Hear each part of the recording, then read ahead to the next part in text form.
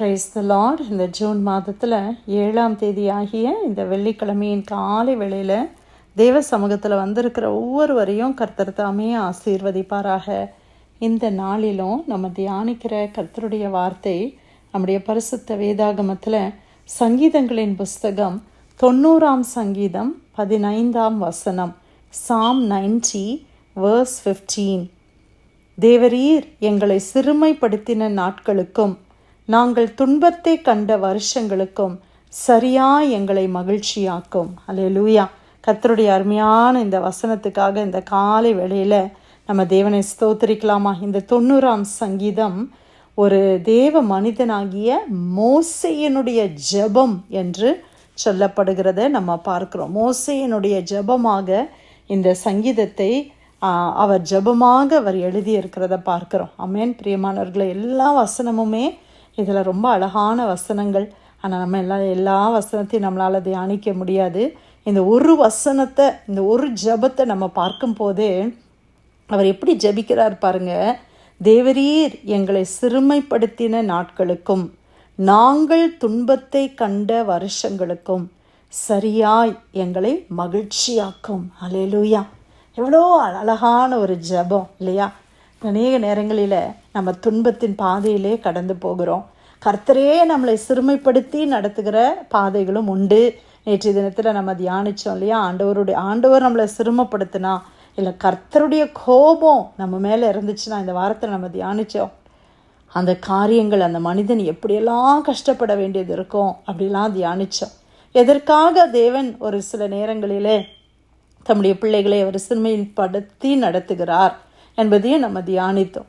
அப்போ இங்கே மோசே ஜெபிக்கிறாரு, ஆண்டவரே நீர் எங்களை சிறுமைப்படுத்தினீர். ஆண்டவரே எத்தனையோ நாட்கள், ஆண்டவரே எத்தனையோ ஆண்டுகள் நாங்கள் சிறுமையை அனுபவித்தோம், ஆனால் அதுக்கு சரியா இப்போ எங்களை மகிழ்ச்சியாக்குங்க அப்படின்னு அவர் ஜெபிக்கிறார். ஆமென். ஒருவேளை நீங்கள் சிறுமையின் பாதை வழியாய் இன்னைக்கு போயிட்டுருக்கிறீங்களா? துன்பத்தின் கஷ்டத்தின் பாதை வழியாய் போய்கொண்டு இருக்கிறீங்களா? வியாதியின் கொடுமையில் நீங்கள் போய்கொண்டு இருக்கிறீங்களா? பிரியமானவர்களை, நீங்கள் இந்த ஜெபத்தை தேவ பிள்ளைகளாகிய நம்ம எல்லாரும் ஜெபிக்கலாமே. ஆண்டவரை பார்த்து நீங்கள் ஜெபம் பண்ணுவீங்களா? ஆண்டவரே, நான் வியாதியின் படுக்கையில் ஒரு 2 வருஷமாக என்னுடைய குடும்பமே இப்படி இருக்கு ஆண்டவரே, அந்த 2 வருஷத்துக்கு ஈடாக நீங்கள் என்னை மகிழ்ச்சி ஆக்கணும் ஆண்டவரே. ஆண்டவர்கிட்ட ஒரு சேலஞ்ச் மாதிரி டீல் இல்லை ஆண்டவரே, நான் 2 years நான் தாங்கினேன்ல ஆண்டவரே, 2 years நான் எல்லாத்தையும் பொறுத்துக்கிட்டேனே அப்பா, எவ்வளோ காரியத்தை நான் சுகத்தை இழந்துட்டேன் ஆண்டவரே, ஆனால் எனக்கு இனிமே வருகிற நாட்கள் எனக்கு சரியான மகிழ்ச்சியை கொடுங்க ஆண்டவரே. இத்தனை ஆண்டுகள் பிள்ளைகள் நிமித்தமாய் கடினமான காரியங்கள் இருந்துச்சு, ஆனால் இனிமே என் பிள்ளைங்க மூலமாக நான் சந்தோஷமாக இருக்கணும், எனக்கு அப்படியான நாட்களை நீங்கள் கொடுங்க. எவ்வளோ அழகான ஜெபம் இல்லையா? நமக்கு கூட ஏன் இந்த ஜெபத்தை ஜெபிக்கக்கூடாது? நமக்கு ஏன் இப்படி ஜெபம் பண்ணக்கூடாது? பிரியமானவர்களே, துன்பத்தின் பாதையில் போகிற ஒவ்வொருவருக்கும் இப்படியா நீங்கள் ஜெபம் பண்ண பழகுங்க. ஏன் எனக்கு இந்த பாடு, ஏன் எனக்கு இந்த கஷ்டம், எனக்கு ஏன் இந்த வேதனை, ஆண்டவரை பார்த்து கோபப்படுகிறது, ஆண்டவர்கிட்ட பேசுறது, இப்படியாய் தவறான காரியங்களை பேசுகிறத விட்டுட்டு ஆண்டவர்கிட்ட நம்ம என்ன ஜெபம் பண்ணலாம்? ஆண்டவரே இதுக்கெல்லாம் சரியா என மகிழ்ச்சியாக்குங்க. கண்ணீரை கண்ட வருஷங்களுக்கு சரியா நான் சந்தோஷமான நாட்களை காணும்படி செய்யுங்கப்பா. இன்னொருத்தருக்கு கீழே இருந்து நான் கஷ்டப்பட்ட நாட்களுக்கு ஈடாக நான் என்னை உயர்வின் பாதையில் நீங்கள் நடத்துங்கப்பா. வாடகை வீட்டில் இருந்து எவ்வளோ கஷ்டப்பட்டேனே, எனக்கு சொந்த வீட்டை கொடுத்து என்னை மகிழ்ச்சியாக்குங்க. ஜெபம் பழகுங்க. தேவ பிள்ளைகளாகிய நம்ம அப்படியாய் ஜெபிக்க நம்ம பழகிக்கொள்ள வேண்டும். அல்லேலூயா. சரியாய் கர்த்தர் உங்களை மகிழ்ச்சியாக்குவார். நீங்கள் அப்படியாய் ஜெபம் பண்ணீங்கன்னா நிச்சயமாக ஆண்டவர் என்ன செய்வார்? உங்களை மகிழ்ச்சியாக்குவார். யோபுடைய வாழ்க்கையை பாருங்கள், எல்லாத்தையும் இழந்து அவர் கஷ்டப்படுகிறார். ஆனால் 42ஆம் அதிகாரத்தில் நம்ம என்ன வாசிக்கிறோம்? யோபு இழந்த எல்லாவற்றையும் 2 இரட்டத்தனையாக அவர் திரும்ப பெற்று கொண்டார். நம்முடைய தேவன் எடுக்கிறவர் அல்ல, அவர் கொடுக்கிறவர். ஏன் அவர் எடுக்கிறார்?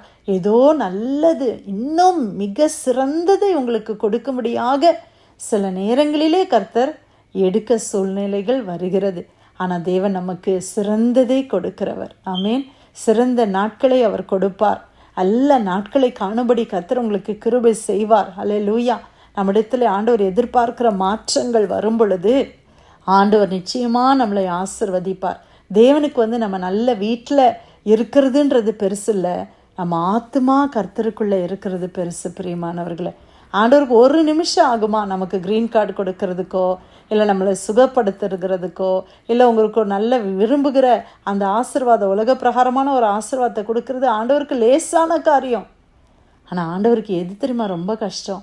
இந்த ஆத்துமாவை கர்த்தருக்குள்ளே நடத்துறதுன்றது தான் கர்த்தருக்கு ரொம்ப கடினம். ஏன்னா அது நம்ம கோஆப்ரேஷனில் வந்தால் தான் அது நடக்கும்.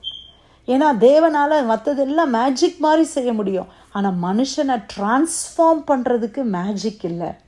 அது அந்த மனிதனும் ஒத்து உழைத்தால்தான் அது மாறும். அதுக்கு தான் ஆண்டவர் இவ்வளோ பிரயாசப்படுகிறார். அல்லேலூயா. சிலருக்கு கர்த்தர் கொடுத்து உதவுகிறார், சிலருக்கு ஆண்டவர் எடுத்து ஆத்துமாவை தப்புவிக்கிறார். சில நேரத்தில் ஆண்டவர் நம்மளுடைய வாழ்க்கையில் சில காரியத்தை பொறுமையாக நம்மளை வெயிட் பண்ண வச்சிருக்கிறதுக்கு காரணம் என்ன? இன்னும் நம்முடைய ஆத்துமா கர்த்தரை சார்ந்து கொள்ள வேண்டும், என்னுடைய ஆத்துமா கர்த்தருக்குள்ள பலன் கொள்ள வேண்டும். அல்லேலூயா.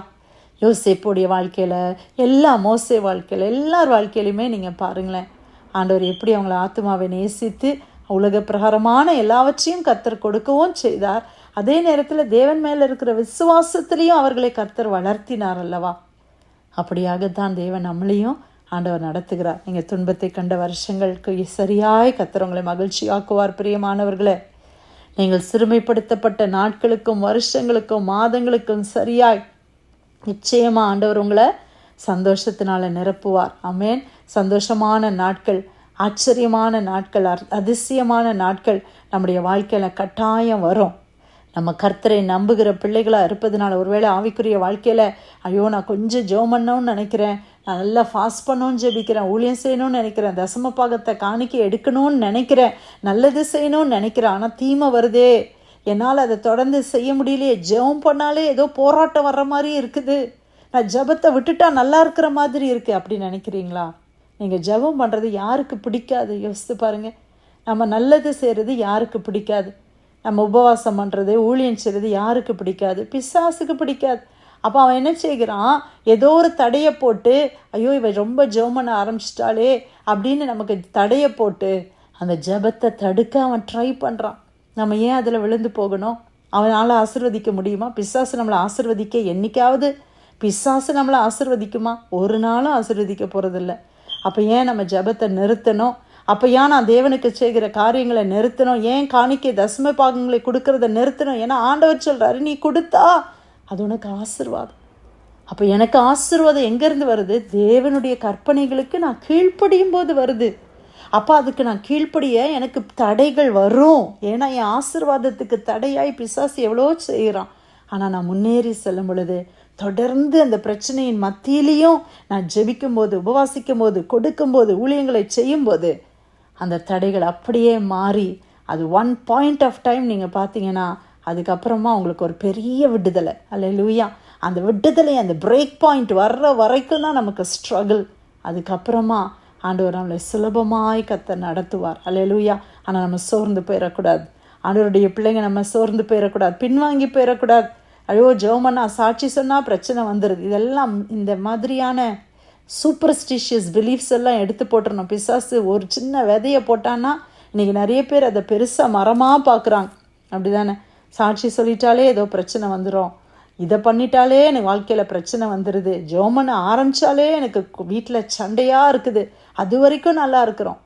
இல்லவே இல்லை. நீங்கள் தொடர்ந்து ஜெபித்து அதை மேற்கொள்ளத்தான் வேண்டும். அதுதான் உங்களுடைய ஆசீர்வாதத்துக்கு அடிக்காலாக இருக்கும். அல்லேலூயா. உங்கள் துன்பத்தை கண்ட வருஷங்களுக்கும் சிறுமைப்படுத்தின ஆண்டுகளுக்கும் தக்கதாய் கர்த்தர் உங்களை சந்தோஷத்தினால் நிரப்புவாராக.